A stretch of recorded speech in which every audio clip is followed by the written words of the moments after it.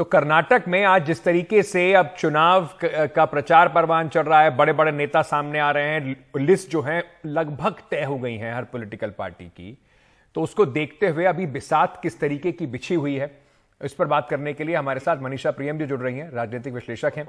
हमारे साथ टी संकीर्ता जुड़ रहे हैं, प्रवक्ता हैं भारतीय जनता पार्टी के, और निजाम फौजदार साहब जुड़ रहे हैं, प्रवक्ता हैं कांग्रेस पार्टी के। आप तीनों का बहुत बहुत स्वागत, शुक्रिया हमसे जुड़ने के लिए। मनीषा जी, आज रोड शो भी हो रहे हैं, रैली भी हो रही है, वीडियो भी रिलीज हो रहे हैं, बड़े बड़े दिग्गजों ने अपना पर्चा भर दिया है, तो अभी की जो बिसात बनी हुई है वो कैसी दिखाई पड़ रही है आपको? किसके पक्ष में थोड़ा सा आपको दिख रहा है, वजन ज्यादा दिख रहा है? देखिए, मैं कर्नाटक के उस हिस्से से जुड़ी रही हूं जो कि एक तरह से वहां की सांस्कृतिक धरोहर है, पुराना मैसूरू का पूरा इलाका, और वहां दिग्गज नाटक, साहित्य, कथाकार, संगीतज्ञ, फिल्म बनाने वाले टी.एस. सत्यन वहां रहे, यू.आर. अनंतमूर्ति रहे, बहुत सारे रत्ना रहे नाटक में। तो अभी जो है वो नाटकीय है, इसलिए कि कल जो वहां थे आज वो कहीं और हैं। अब शेट्टार जी को ही आप देखिए तो हुबली धारवाड़ मध्य से जो बिल्कुल 6 बार चुनाव जो जीत चुके थे, वो अब आरएसएस और भाजपा का दामन छोड़कर वो कांग्रेस चले आते हैं। उनको मनाने वाले कौन हैं? उनको मनाने वाले वो लोग हैं जो उनके पोतों के साथ उनके ग्रैंड चिल्ड्रन का जो समधियाना था, वहां कांग्रेस के बड़े लिंगायत नेता जो हैं वो शिवशंकरप्पा और एमबी पाटिल 2 मना के इधर ले आते हैं। तो जो उधर थे वो इधर आ गए। येदियुरप्पा जैसे बड़े नेता जो हैं उनके बदले उनके बेटे लड़ रहे हैं। तो ये सब एक नई बिसात जरूर दिखती है। ईश्वरप्पा नहीं आए तो लिंगायतों को अब तक माना जाता रहा कि वो बीजेपी के प्रबल समर्थक रहे। पूरे जो एकीकृत कर्नाटक है, कर्नाटक एकीकरण के बाद लिंगायतों का पैन कर्नाटक प्रेजेंस था। तो अब क्या लिंगायत कार्ड चलेगा कि नहीं चलेगा, कि क्या एक भाजपा दिखेगी जिसके पास कि आपने दिखाया कि एक नए फिल्म स्टार हैं, नए बीएल संतोष का नेतृत्व है, तेजस्वी सूर्या जैसे नेता लोग हैं, और आपने स्टार लिस्ट दिखाई जिसमें योगी आदित्यनाथ जाएंगे। तो कभी देवराज उर्सू का वेलफेयर मॉडल जो है वो भारत लेता था, गरीबी हटाओ का नारा भारत कर्नाटक से लेता था, वहां अब उत्तर प्रदेश का मॉडल लेकर योगी आदित्यनाथ जाएंगे। और अंत में बात कहूंगी कि जो अब तक कांग्रेस पे करप्शन का चार्ज लगता था, या पिछले बार सिद्धा के वेलफेयर स्कीम्स को लेकर डिफेंसिव पर कांग्रेस बैटिंग करती थी, वो कांग्रेस अब ऑफेंसिव पे उतर के और भाजपा को तरह तरह से नवाजती है कि भाई आप करप्शन हो। और ये सब के बीच में बड़े दिलचस्प वीडियो बना के एक दूसरे पर हमला कर रहे हैं। न्यू एज इलेक्शनरिंग जो है वो भी बड़ी देखने को मिल रही है, और जैसे जैसे हम आगे बढ़ेंगे और भी इस तरह के दिलचस्प वीडियो और किस्से कहानियां जरूर सुनने को मिलेंगी। पर संकीर्ता जी, मैं आपसे समझना चाहता हूं 2 बातें जो मनीषा जी ने कही, उसमें एक बात जोड़कर कि जो करप्शन के चार्ज पहले कांग्रेस पे लगाकर 420 तो आप उनको बता रहे हैं अपने वीडियो में, लेकिन उन्हीं करप्शन के चार्ज से भारतीय जनता पार्टी इस बार कर्नाटक में घिरी दिख रही है। और उसके साथ साथ जो बातें कांग्रेस को लेकर आप करते रहते थे कि इनका मुख्यमंत्री कौन होगा, ये पूछ लीजिए, इनमें तो आपस में ही लड़ाई है, लड़ाई तो इस बार ज्यादा बीजेपी के अंदर दिखाई पड़ रही है सर। बीएल संतोष वर्सेस जो आपने देखा शेट्टार साहब छोड़ के चले गए, बड़े बड़े नेता बीजेपी को छोड़ के जा रहे हैं। देखिए, भारतीय जनता पार्टी इस बार चुनाव प्रो इनकम्बेंसी और प्रो डेवलपमेंट के बारे में ये मुद्दा लेकर हम चुनाव लड़ने वाले हैं। दूसरा चीज है, जब सिद्धरामैया का स्टेटमेंट मैंने देखा, उसमें वो बोल रहे थे हम सेक्युलर पार्टी है, धर्म के आधार पर वोट नहीं लेते। वो धर्म विभज करके वोट लेने का प्रयास कर रहे हैं। वो 2018 में भी वही किया, जो लिंगायत मत था उसको विभाजन करके उन्हें उसका हाल क्या हो गया था, वो 80 सीट पर बैठ गई। ये है कांग्रेस का साथ। वो 2013 से 2018 तक संपूर्ण बहुमत का सरकार जो दिए थे, उनको जो स्कीम लोग तक नहीं पहुंच पाया, वो सभी सिर्फ घोषणा थे, वो घोषणा ही रह गए, लोग तक नहीं पहुंच पाया। उसके लिए वो संपूर्ण बहुमत सरकार से लेकर 80 सीट पर आ गए। लेकिन हमने जो घोषणा की है, हमने बोला 40 लाख घरों के तक मुख्यमंत्री जल जीवन मिशन में पानी देंगे, हम तो दिया है। विद्याश्री योजना में स्कॉलरशिप देंगे, हम दिया है। ये तो घोषणा, सिर्फ घोषणा नहीं, हमने दिया। प्रधानमंत्री किसान सम्मान में 6,000 केंद्र सरकार से देंगे, हम उसके 4,000 जोड़कर 10,000 रुपए किसानों का खाता में ये डायरेक्ट जमा करने का काम किया है, हमने बोला है वो किया है। ये तो अब जनता को तय करना है आपने क्या दिया क्या नहीं दिया प्रोमिस में। लेकिन मैं आपसे पूछ रहा हूं, राजनीतिक बिसात पर इस वक्त लिंगायत वोट्स की आपने बात करी, बड़े बड़े लक्ष्मण सावदी हों या जगदीश शेट्टार हों, बड़े बड़े लिंगायत नेता आपको छोड़ के जा रहे हैं, आपको लगता नहीं कि सेंध लगेगी आपके स्ट्रांग होल्ड में वहां? देखिए, मैं एक दो चीज उसके बारे में मैं क्लियर करना चाहता हूं। जब लक्ष्मण सवदी का बात आता है, जब उन्होंने 2018 में चुनाव हार गया, अपोजिशन, हमारा पार्टी में अपोजिशन होने के बाद, कितना नाटक होने के बाद भी उसको एमएलसी बनाकर उप मुख्यमंत्री का मुद्दा देकर उसको बिठाया था हमने, और ट्रांसपोर्ट का खाते दिए थे जी। और जब जगदीश शेट्टर जी का सवाल आता है, वो 40 साल कौन सा वो विचारधारा को लेकर वो भारतीय जनता पार्टी में थे, उसको और कौन सा विचारधारा उसको विरोध करते थे, उससे साथ वो जुड़ गए। उसका जो सर विचारधारा भूल जाइए, बीजेपी के अंदर फहरिस्त है जो आपने स्टार प्रचारकों की लिस्ट बताई है, उसमें हेमंत बिस्वा शर्मा भी हैं। वो कौन सी विचारधारा में थे और किस विचारधारा के विरोध में खड़े थे, वो आज आपके लिए वहां पर प्रचार करने आएंगे। तो विचारधारा की तो बात भूल जाइए, राजनीति में सबसे ज्यादा आजकल हल्की चीज वही दिखाई पड़ती है, निजाम फौजदार साहब। लेकिन एक बात तो जरूर है कि कांग्रेस पार्टी जो है, भारतीय जनता पार्टी जिन लोगों को इस लायक भी नहीं समझ रही कि उनको टिकट दिया जाए, कांग्रेस पार्टी उनको लेकर क्या सोच रही है कि उनको बहुत फायदा हो जाएगा? देखिए, उन्होंने कल हमारे बीजेपी के प्रवक्ता कह रहे थे कि हम 72 नए लोगों को, नए चेहरों को हम चुनाव में उतारने वाले हैं। लेकिन इस बात के पीछे की एक understand the gist behind it. वो कह रहे हैं कि 72 लोग नए आएंगे। इनके इंटरनल सर्वे के हिसाब से ये कह रहे हैं कि ये 72 लोग हारने वाले थे, इसलिए एक नए चेहरे को लाएंगे। ये प्रो इनकम्बेंसी की बात करते हैं, लेकिन ये अपने आप में इनकी इलेक्शन कमेटी मीटिंग में, चीफ इलेक्शन कमेटी में इन्होंने मान लिया है कि इनके 72 लोग सफाचट होने वाले थे। तो अब कहने लगे कि हम वाक को लाना चाहते हैं। देखिए, 2014 में कांग्रेस के लीडर बीजेपी में चले गए थे और वहां इन्होंने चोरी और उधार का सिंदूर लगा के 10 साल गुजार दिए हैं। वही हमारे लीडर थे इनकी बीजेपी में। जब हमारे लीडर्स वहां जा रहे थे, उनके ऊपर ईडी, सीबीआई और कौन से जो डिपार्टमेंट्स हैं उनके पीछे लगाकर वो आ गए।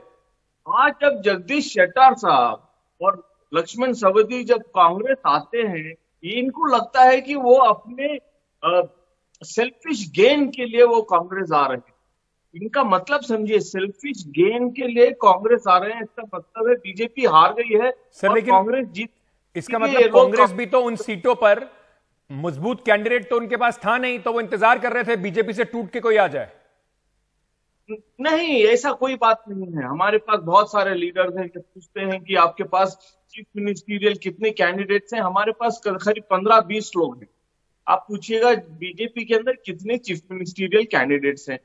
0, 0, कोई नहीं है। ये सीएम बैठा है, वो भी उसको 40% और पे सीएम का उसके ऊपर कलंक लगा है। तो ये कौन सी विचारधारा के बारे में बात करते हैं? ये जो 15 मुख्यमंत्री के दावेदार आपने बताया, ऐसा तो नहीं कि सब अपने अपने मुख्यमंत्री बनने के चक्कर में, एक दूसरे को काटने के चक्कर में कांग्रेस पार्टी को 15 पर ले आए? नहीं, देखिए, ये कह रहे थे कि 40 लाख घरों में इन्होंने पानी पहुंचाया है। इनको मैं थोड़ा आंकड़ा बता देता हूँ। करीब 6 करोड़ 10 लाख लोग कर्नाटक में रहते हैं। 180 तालुक हैं, 32,000 ग्राम है। उसके ना करीब 1 करोड़ 33 लाख घर हैं। इनके आंकड़ों के हिसाब से पिछले 70 साल में 50% घरों में पानी ही नहीं था। ठीक है, तो ये कौन सी झूठ बोलते हैं सर? ये झूठ का भी। ठीक है मनीषा जी, ये जो आना जाना हो रहा है नेताओं का, एक जगह से दूसरी जगह पर आना जाना जो लगा हुआ है, बड़े बड़े नाम बीजेपी के छोड़ के जिनके ऊपर ये कहा जाता है कि इन्होंने तो भारतीय जनता पार्टी को कर्नाटक में खड़ा करने, उसे बड़ा करने में सबसे ज्यादा अहम भूमिका निभाई है, उनको जाने से कितना झटका बीजेपी को लगेगा? या ये मान लिया जाए कि ज्यादा आंका जा रहा है, बीजेपी को लग रहा है कि ये लोग खुद नहीं जीत सकते, तो कांग्रेस को उनको लेके क्या फायदा हो जाएगा? Exit BJP. मनीषा जी से पूछा है सर सवाल मैंने जी। अगर आप आंकड़ों को देखिएगा तो आपको ये दिखेगा कि पिछले 2018 के जो चुनाव हुए थे उसमें वास्तव में बीजेपी के जो सीटों का इजाफा हुआ वो वही सीट थे लगभग संख्या में जो केजेपी कर्नाटक जनपक्ष येदियुरप्पा ने जब अलग पार्टी बना ली थी वो घट गई थी और वो जुड़ गई। और ये सब जोड़ और घटाव दोनों करके ही बीजेपी ने ये देख लिया कि प्लस येदियुरप्पा भी वो अपने आप 2018 में मेजॉरिटी मार्क तक नहीं पहुंची, लेकिन उसके निकल गई, तो जोड़ घटाव उसको भी करना पड़ा। इसके चलते कर्नाटक पूरी तरह से वो हासिल नहीं कर पाई। बीजेपी ने पिछले कुछ समय में बिल्कुल एक नई स्ट्रैटेजी जो है वो रची है, वो है एक पैन हिंदुत्व। मुझे लगता है कि कर्नाटक एकीकरण जो भाषा के मुद्दे पे हुआ, उसके बाद यह ऐतिहासिक है दूसरी बार कि बीजेपी ने कहा है कि हम एकदम प्रखर हिंदुत्व के मामले पर, चाहे वो लड़कियों के पीयू कॉलेज में अपने पारंपरिक भेष में स्कार्फ पहन के जाने की बात हो, या फिर निंजेगौड़ा और उरी गौड़ा का कहना कि इन दोनों ने टीपू सुल्तान को मार गिराया, तो राहुल चक्रतीर्थ का टेक्स्ट बुक्स में बदलना, इन सब के साथ पूरी लाइनअप जो है उन्होंने बदल दी है, टीम बदल दी है। तो कहीं ना कहीं एकदम से रीजनलिज्म की जो पॉलिटिक्स है और बिल्कुल कास्ट में डिवाइडेड जो राजनीति है कर्नाटक की, उससे आगे अब कहीं जाने का पासा भाजपा खेल रहा है। और ये पासा उसके लिए कैसा साबित होता है ये केवल चुनाव ही बता सकते हैं। बड़ी बात कह रही हैं आप, इंपॉर्टेंट बात कह रही हैं। इस पर जवाब लेते हैं बीजेपी के जो प्रवक्ता हैं उनके साथ। यानी कि कास्ट पॉलिटिक्स का तोड़ जो है वो रिलीजन की पॉलिटिक्स का इंजेक्शन लगाकर बीजेपी निकालने की कहीं ना कहीं खोज कर रही है, क्योंकि इसी बात पर जैसे नलिन कतील ने कहा था अखंडता साहब कि लव जिहाद बड़ा मुद्दा है, इसलिए बीजेपी को वापस लेकर आइए। सड़क वड़क तो कोई भी बना देगा, लव जिहाद बड़ा मुद्दा है इसलिए बीजेपी को वापस लेकर आई, जिस पर येदियुरप्पा ने खुद कहा कि इन सब बातों से चुनाव नहीं जीते जाते। तो पार्टी में ये क्या विचारधारा की लड़ाई पार्टी के अंदर ही चल रही है, या डर है कि जो बड़े बड़े नेता छोड़ के जा रहे हैं वो कास्ट इक्वेशन ना ले जाएं, इसलिए उससे बड़ा खेल खेल जाइए रिलीजियस पोलराइजेशन का? देखिए, पहला चीज है, जब जगदीश शेट्टर का सवाल आता है 2013 में, उसका नेतृत्व में हम चुनाव लड़े थे। अब ये हमारा सीट जो पूरा टैली था वो 40 सीट पर हम आ गए थे, लेकिन उसका और एक पॉलिटिकल रीजंस भी होते हैं। लेकिन जब तक 2023 का सवाल आता है, हम क्लियरली स्पष्ट से कह रहे हैं हम प्रो डेवलपमेंट और प्रो इनकम्बेंसी का जो दो मुद्दा है वो लेकर ही हम चुनाव लड़ना चाह रहे हैं। तो ये कतील साहब को मेमो नहीं गया क्या प्रो डेवलपमेंट और प्रो इनकम्बेंसी वाला? पूरा स्कीम लोगों तो पहुंचाने तक हमने काम किया है। सर, जब तक हमारा सवाल का जवाब तो दे दीजिए। कतील साहब तक ये बात नहीं पहुंचाई गई कि चुनाव इस बार लव जिहाद पे नहीं लड़ रहे हैं, डेवलपमेंट पे लड़ रहे हैं। हमने कितना काम किया, पानी कितना दिया, उस पे लड़ रहे हैं। ये देखिए, लव जिहाद तो पूरा देश का मामला है। This is a matter of, it is only not love jihad, there are many other things behind it. It is linked to terrorism also. Love jihad के बारे में बात किया तो 1 घंटा के ऊपर लगता है, लेकिन हम चुनाव लड़ रहे हैं डेवलपमेंट के बारे में। हम चुनाव लड़ रहे हैं नॉट ऑन रिलीजियस थिंग्स। जो 2018 में जो कांग्रेस ने किया, लिंगायत मत को विभाजन किया, हम ऐसा मुद्दों लेकर चुनाव नहीं लड़ना चाह रहे। हम तो ST का रिजर्वेशन बढ़ाया, हमके इंटरनल रिजर्वेशन नहीं बढ़ाया सर। अभी रुक जाइए, मिस रिप्रेजेंट मत कीजिए फैक्ट्स को। कोशिश आपने की, सुप्रीम कोर्ट ने रोका हुआ है। अभी देखिए, जो सुप्रीम कोर्ट ने रोका हुआ है, ST का रिजर्वेशन था, हमने उसको 7% को बढ़ाया है, रोका हुआ है सर। ये सभी कह रहे थे ये पेंडोरा बॉक्स था, कोई नहीं इसके ऊपर हाथ लगाया करके। सर, सुप्रीम कोर्ट ने अभी रोका हुआ है आपका मूव। भारतीय जनता पक्ष का नेतृत्व का सरकार रिजर्वेशन का काम बढ़ाया है। हमको लिंगायत और वकीलिगा को 2% हिस्सा बढ़ा के उसको रिजर्वेशन में दिया है। ठीक है, EWS लाया है। देखिए, हम सिर्फ तो इसको क्यों ना मान लिया जाए कि एक रिलीजियस मूव है? आपने मुसलमानों से लेकर किसी और को कास्ट को देने का काम किया है, जो इसको ना माना जाए रिलीजियस पोलराइजेशन का मूव है, ध्रुवीकरण की कोशिश है।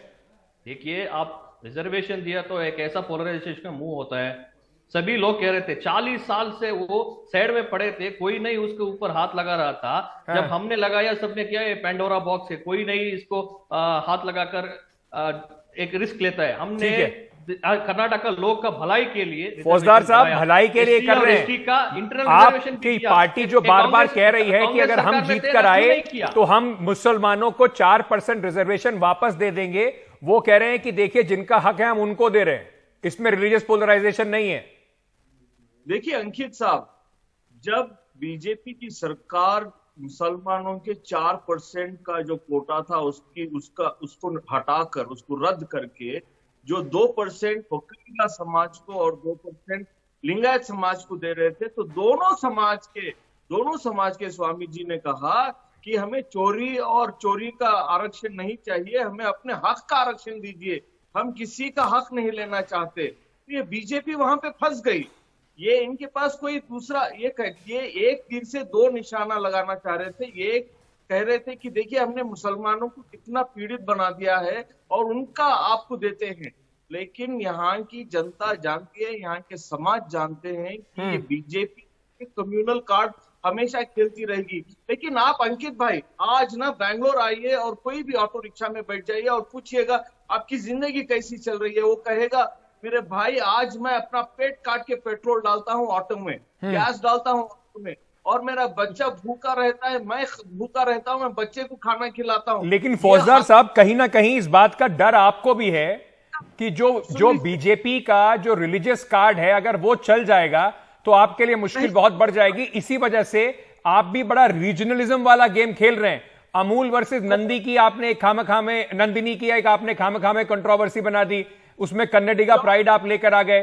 कहीं पर भी ये नहीं कहा गया था कि अमूल आ जाएगा तो जो नंदिनी है उसको खत्म कर देगा। सुनिए, यहाँ पे कन्नड़ा का जो महत्व है, जो हमारी प्रतिष्ठा है, यहाँ पे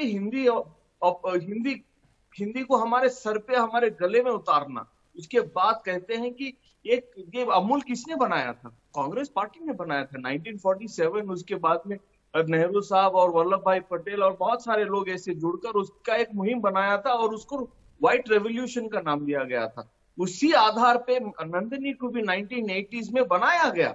यहाँ सक्षम है, नंदिनी है यहाँ पे। आप यहाँ कर्नाटक को छोड़ दीजिए, यहाँ पे सिर्फ सर पर नंदिनी भी तो और राज्यों में बिजनेस करती है, तो फिर वहां पे भी रोक देना चाहिए, सिर्फ कर्नाटक में ही नंदिनी काम करे।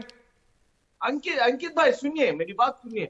आप अगर सच में अमूल के किसानों को और वहां पे जो गाय और दूध बेचते हैं उन किसानों को आप मदद करना चाहते हैं, उसी मॉडल को आप यूपी में क्यों नहीं करते हैं, बिहार में क्यों नहीं करते हैं, मध्य प्रदेश में क्यों नहीं करते हैं, महाराष्ट्र में क्यों नहीं करते हैं, राजस्थान में क्यों नहीं करते हैं, हरियाणा में क्यों नहीं? पर आपने मेरे सवाल का जवाब नहीं दिया। तो नंदिनी भी इस कर्नाटक के अंदर ही बिजनेस करे ना सर, बाहर ना जाए। चुनाव आते ही उनको दिखता है कि यहाँ पे कोई कंट्रोवर्सी ऐसी खड़ा कर दी जाए ताकि इन 40% का भ्रष्टाचार है, जो पेटीएम के स्टिकर से, स्कैन कोड से 40% लेते हैं। आप पेटीएम कह रहे हैं, नड्डा साहब कह रहे हैं कांग्रेस इसको एटीएम की तरह इस्तेमाल करना चाहती है। लेकिन उससे पहले मनीषा जी पे अंत में जाऊंगा कंक्लूडिंग रिमार्क्स के लिए। लेकिन सगरिंदा साहब ये बताइए, जो सुप्रीम कोर्ट ने अभी आपका जो पूरा मूव था रिजर्वेशन का, उसमें सुप्रीम कोर्ट ने अंग्रेजी में कहा हाईली फ्लॉड, मतलब प्रथम दृष्टया बहुत गलत निर्णय आपने ले लिया। उन्होंने कहा कि इसके बेसिस जो आपने लगाया था, यानी कि जो रिपोर्ट थी वो इंटरिम रिपोर्ट पे आपने पूरा लागू कर दिया, वो आपको नहीं करना चाहिए था। आपको लगता है ये एम्बैरेसमेंट है बीजेपी के लिए? नहीं, ये कोई एम्बैरेसमेंट नहीं है। सुप्रीम कोर्ट ने सिर्फ इतना ही कहा है, उसका बेस से वो क्या बेस लेकर आप 4% का जो ओबीसी रिजर्वेशन थे उसको हटाया है। Let me make it clear, okay. जो वो मुसलमानों का जो रिलीजियस माइनॉरिटी है वो बैकवर्ड क्लास का रिजर्वेशन लेने के लिए कैसे आता है? It is first of all illegal. मैं ये कहना चाहता हूं मुद्दों से लेकर, ओके। और हम मुस्लिम का रिजर्वेशन नहीं हटाया, ये बात सुन लीजिए।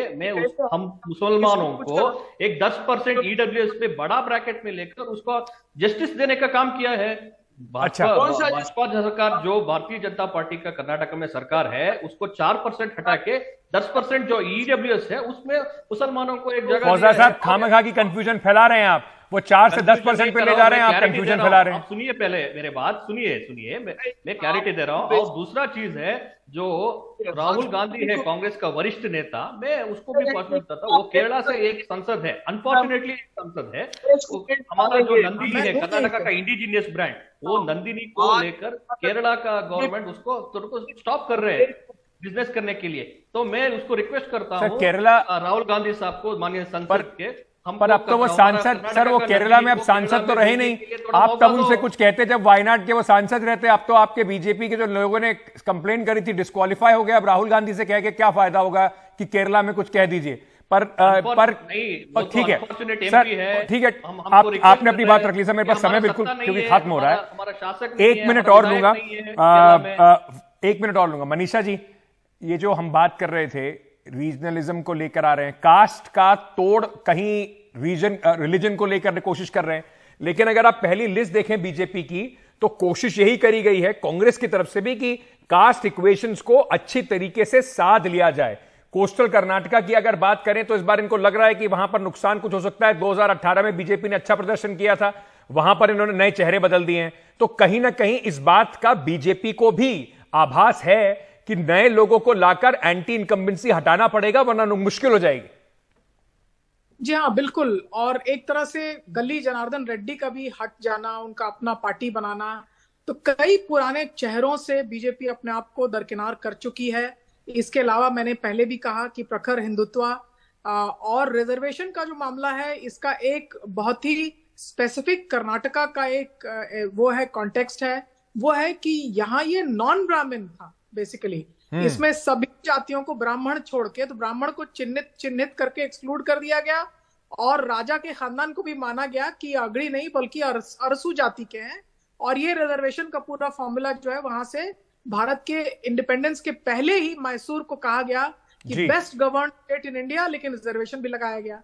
अब उस रिजर्वेशन के तोड़ में जो कांग्रेस पार्टी को आप देख रहे हैं, वो कह रही है कि नहीं, कास्ट सेंसस भी लाइए, और ओबीसी का पूरा मुद्दा को प्रखर बना रही है। और बीजेपी उस बात पे, जो बीजेपी की नॉर्थ इंडिया में, उत्तर प्रदेश में और अन्य जगहों में ओबीसी से अलायंस करने की बात को सबसे आगे रखती है, यहाँ कांग्रेस पार्टी उस मुद्दे को आगे रख रही है। तो यहाँ कौन किस भेष में आ रहा है, किसके मुद्दे क्या है, वो सब कुछ बड़ा अलग है। लेकिन आपको मैं बताऊं कि कर्नाटक एक बहुत ही अलग और भिन्न प्रदेश है। बिल्कुल। इसमें मामला जो है वो बहुत ही बिल्कुल एक मार्मिक मामला है। इसी को लेकर कर्नाटक का एकीकरण हुआ, और कांग्रेस पार्टी की नींव जो है वो भाषाई एकता पर ही पड़ी हुई है यहाँ। जी तो बिल्कुल। देख रहे हैं, भाषा, जात, समय थोड़ा क्या कम है मनीषा जी, तो यहीं पर इसको थोड़ा विराम देते हैं। बड़े सारे मुद्दे हैं, किसका मुद्दा कैसे प्ले आउट करेगा, ये बड़ा इंपॉर्टेंट होगा देखने में।